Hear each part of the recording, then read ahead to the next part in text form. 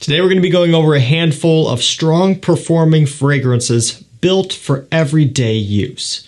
And I think that's an interesting concept because when you do look at a lot of the very popular beast mode scents, and I guess I'm more so talking about the fragrances that are primarily super popular because they're so strong. Generally with those, they don't have the same type of usability aspect as the ones we're going to be talking about today. And the perfect example would be something like Amouage Interlude. You know, it's an incredibly powerful scent, but for a lot of guys, it's not going to have a ton of versatility to it. It's not something you're going to want to wear every day and maybe make your signature scent. I know a lot of people may do that, but it's not going to be as widely accepted as a super versatile everyday wear scent like these are. But of course, whatever works for you is what you should consider to use as your daily driver scent. Whatever's in your budget, whatever you like, and you're not going to get sick of, is the one you should go for. Today, I've got some options that are super versatile.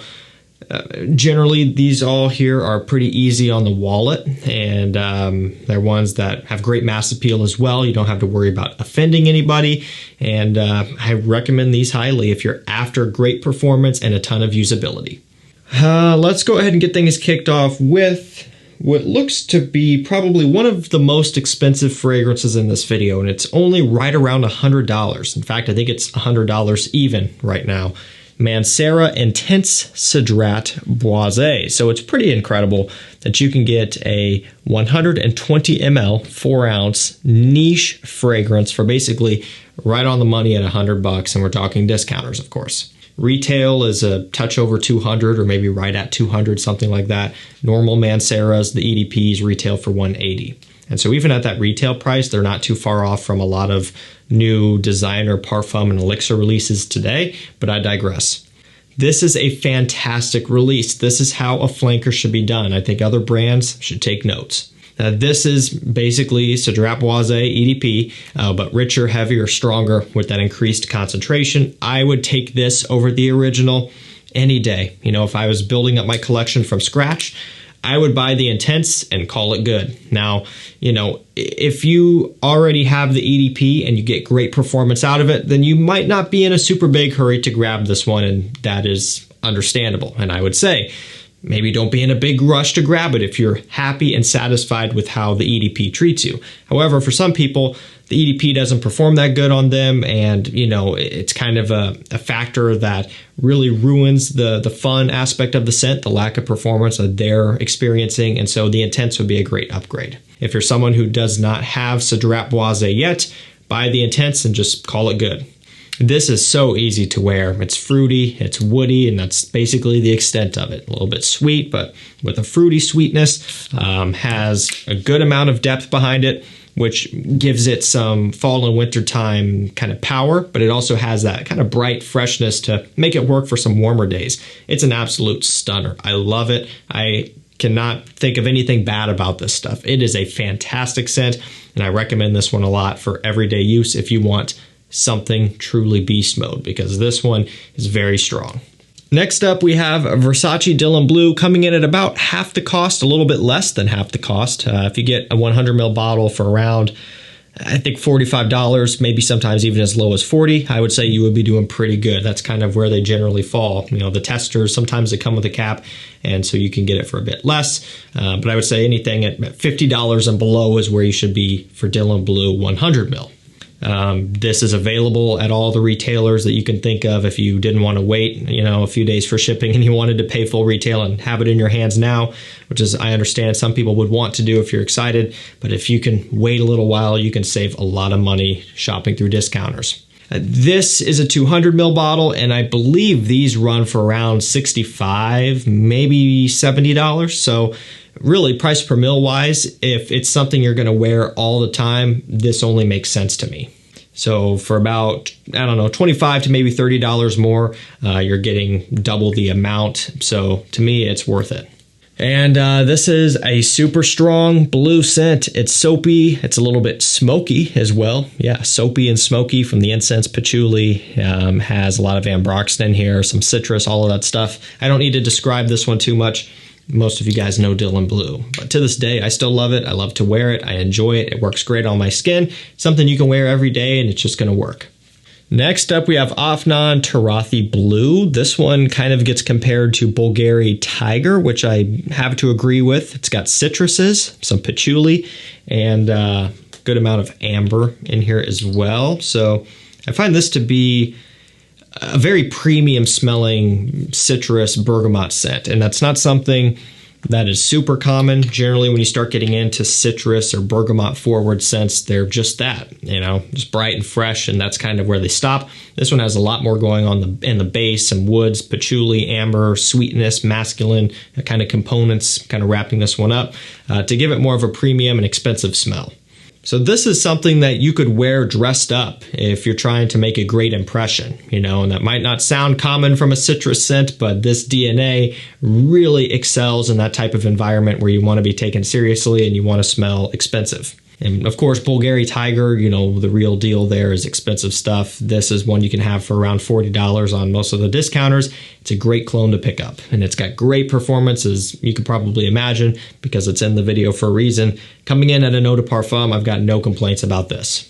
Narciso Rodriguez Blue Noir Parfum has a little bit of iris with a lot of musk, some vetiver, cedarwood, all of that stuff, and also essentially just has the Narciso Rodriguez Blue Noir DNA that is common in the EDT, the EDP, and even some of the EDT Extreme. But all they're doing is they're adding a sweet, kind of dusty iris on top. So it's kind of like a fresh woody scent meets a sweet iris accord, which is something that you don't see often. Usually, so like with Prodalome, it's, a fresh iris with a fresh DNA. With Dior Homme Intense, Valentino, Givenchy, whatever, it's sweet iris with a sweet base. This one's kind of mixing the best of both worlds, which gives it a ton of versatility, more so than all of the others. This is something that I think you can wear pretty much daily in just about all of the seasons and situations that you could find yourself in. As long as you're sticking to indoor wear, I think this is appropriate all year around if you wanted to. It's got the perfect balance of a little bit fresh, a little bit woody, a little bit sweet, and it really works well and has great performance to back it up at a competitive price. I think I've seen these for around $60 or so, so very good. Next up, we have Le Male Parfum. As soon as it starts to cool off a little bit, which it has here, and maybe it has where you are, you could start wearing this one pretty consistently. Another one where it's sweet, from the vanilla and the tonka bean, but it also has some of that traditional lavender freshness from the original Le Male. This one in particular also has a little bit of a spicy cardamom note, which really sets this one off. And believe it or not, you get a touch of iris in here too. And so, again, it definitely is best suited for fall and winter time, just the cooler months in general, which, depending on where you live, could be a pretty good chunk of the year. It starts getting cold here around, usually, middle of October or so, just depending. And it doesn't start warming up until, sometime in the middle of May. I'll be wearing sweatshirts and jackets in May all the time. So there's a pretty good stretch where you can wear stuff like this. This one has that span of a bit fresh, a bit aromatic, a bit sweet to work for a lot of situations, and the performance to really back it up. Davidoff Cool Water Parfum. This is going to be more of your summer signature, I would say. However, if you are dedicated, you can wear this one all throughout winter time if you really feel like it. It's got vetiver, pink pepper, and lemon.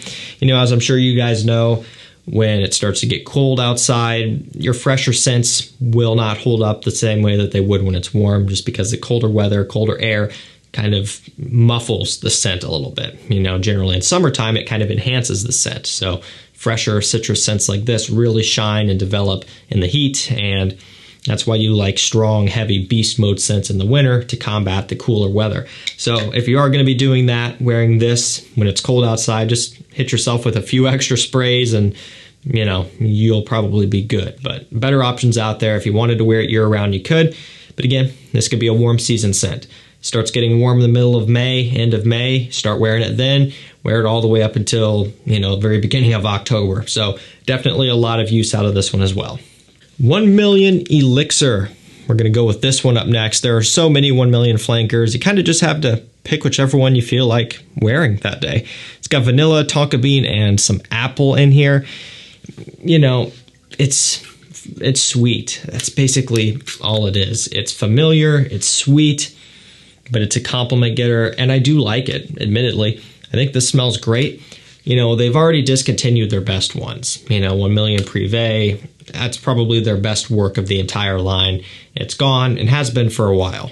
Since then, they've been continuing to pump out the flankers. We've gotten the Parfum and several others as well. I think the Elixir version here is really well done, and you know, it's one of those deals where it's not going to live up to something like 1 Million Privé. It's not going to be super interesting and unique, but it does work, plain and simple. So if you're just looking for something that gets the job done, that's going to be wearable, it's going to have great performance and get you great feedback, this is super easy. It's a no-brainer. Let's keep it moving with Aaro Chrome Extreme. So this one kind of gets compared a little bit to Acqua di Gio Profondo, which is a very popular and also much more expensive scent, you know, a little over double the price of this. It does have C notes, orange, and juniper berries, but you know, it does have some of the kind of metallic and mineral note type of aquatic smell that Profondo has. Not quite to the extent, but it has some of it.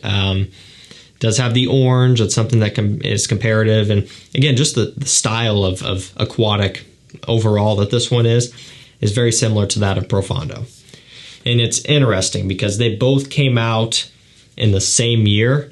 And I was looking around and doing some digging to see how close together they were released, and I couldn't find anything definitive. But they also seem to have been released within a very close time frame. So very interesting how this played out. You may not call this a 100% clone, but it's definitely very similar to Profondo, and at the price difference, this is a great one to go for. You can wear it all the time when it's warm out. Last up for this video, we have Fomo, a Fragheads Asylum, coming in at a massive extrait concentration. This stuff is a powerhouse. And if you could tell just by looking at that gradient, you know, it might give you some ideas. It's in fact an Elysium clone. I think that was a fantastic move because in the grand scheme of things, there are not hardly any Elysium clones. You take a look at the Aventus clone market, there are too many, you know, more than you can count or name. And so Elysium, given its popularity, surprised that there weren't more alternatives out there. But they came in, they kind of did their, you know, idea of the scent here, and they got it super close. And this is coming from someone who loves Elysium. I've been wearing it for years. I love that stuff. I have many bottles of it. You know, when these Fomos came out, I did purchase them on my own. I was on the waiting list and got them as soon as I could. They did not send these to me. They didn't pay me to say any of this. But I knew going into it, just with kind of how they run things over there at Fragrance By, I knew that these were going to be solid and reputable, and they really are. There's also Fomo Gary's Den, which is a Dior Homme Parfum alternative, and that stuff is impeccable as well. And there really are no, you know, affordable alternatives to DHP out there, and that one's very hard to get. So if you're looking for something that's similar to that, go for it. It's not the best fit for this video, not maybe something you'd wear every day, but it is beast mode. This is something that is beast mode, but you can wear every day, especially this because it's much more affordable than Elysium itself, which at discounters is still up over $200. I think these are like $29 when they're in stock, something like that, 100 ml, again, extrait, very strong, great compliment getter. This DNA works well. You got to have this stuff. Alrighty guys, that's going to do it for me. A handful of beast mode fragrances built for everyday use. I'll link them down below, and also, you probably have noticed that if you're on the mailing list and texting list, yeah, been some good stuff lately. DHP, like we were just talking about, popped up. Lamal Elixir, below retail, came up. Some very rare CH Men Privé came into stock after probably close to a year of being out of stock because it's been discontinued for a while now, and it's been a while since it's ever popped up. Some of that came into stock. The list goes on. There's been a lot of great drops, and it's just beginning now through the end of the year. It's going to be heavy stuff. Seriously, if you're on the hunt for rare, discontinued, hard to find things and great deals, and you want some great sales, jump on the mailing list and the texting list at the link down below. And for the texting list, just send any text to the number. You'll be opted in. Jump on there. You'll be the first to know about all of this stuff. Thank you so much for watching. Stay safe, stay healthy. We'll see you tomorrow with another one. Take care.